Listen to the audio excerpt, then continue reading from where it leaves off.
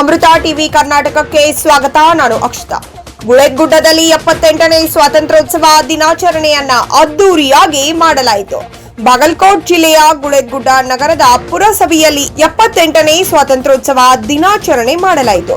ಈ ಕಾರ್ಯಕ್ರಮದಲ್ಲಿ ಪುರಸಭೆ ಮುಖ್ಯಾಧಿಕಾರಿಗಳಾದ ಮುಜಾವರ್ ಹಾಗೂ ಸದಸ್ಯರುಗಳು, ಸರ್ವ ಮುಖಂಡರು ಹಾಗೂ ಮಾಜಿ ಅಧ್ಯಕ್ಷರು ವಿಠಲ್ ಕಾವಡೆ, ಉಮೇಶ್ ಹುನಗುಂದ್, ಪ್ರಕಾಶ್ ಮುರ್ಗೋಡ್, ಯಲ್ಲಪ್ಪ ಮನಿಕಟ್ಟಿ, ವೈಆರ್ ಹೆಬ್ಬಳ್ಳಿ, ರಾಜು ಹೆಬ್ಬಳ್ಳಿ, ವಿನೋದ್ ಮದ್ದಾನಿ, ಮುಬಾರಕ್ ಮಂಗಳೂರು, ಯಲ್ಲವ್ವ ಗೌಡ್, ವಿದ್ಯಾ ಮೋರ್ಗೌಡ್, ಜ್ಯೋತಿ ಆಲೂರ್, ನಾಗರತ್ನ ಲಕ್ಕುಂಡಿ, ಪುರಸಭೆ ಸಿಬ್ಬಂದಿ ಹಾಗೂ ಇತರರು ಉಪಸ್ಥಿತರಿದ್ದರು.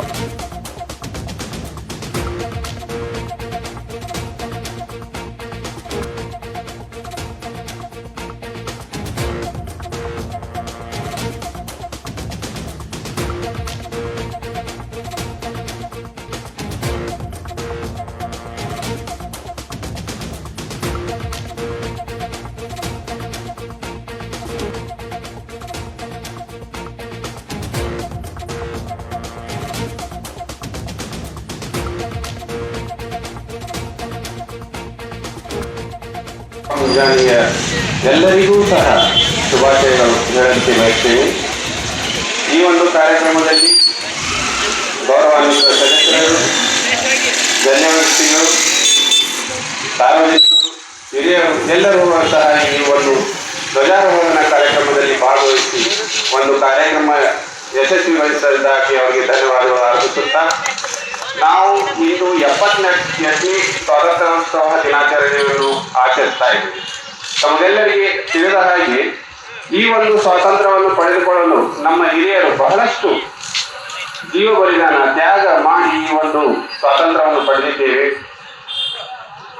ಹಿರಿಯರು ಮಾಡಿದ ಅಷ್ಟು ಬಲಿದಾನ ತ್ಯಾಗಕ್ಕಾಗಿ ನಾವು ನಮಗೆ ನೀಡಿರುವ ಒಂದು ಸಂವಿಧಾನವನ್ನು ಅದಕ್ಕೆ ಗೌರವ ಸಲ್ಲಿಸುತ್ತಾ, ಆ ಒಂದು ಸಂವಿಧಾನದ ಆಧಾರದಲ್ಲಿ ಗುಳೇದಗುಡ್ಡ ಪಟ್ಟಣವನ್ನು ನಾವು ಅಭಿವೃದ್ಧಿ ಪಥದಲ್ಲಿ ಸಾಗಿಸೋಣ.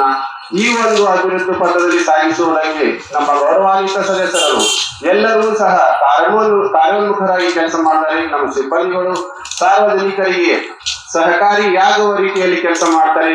ತಾವೆಲ್ಲರೂ ಸಹ ಈ ಒಂದು ಪಟ್ಟಣ ಅಭಿವೃದ್ಧಿಗಾಗಿ ಕೈ ಜೋಡಿಸಬೇಕಂತ ಎಲ್ಲರಿಗೂ ವಿನಂತಿಸಿಕೊಳ್ಳುತ್ತೇನೆ.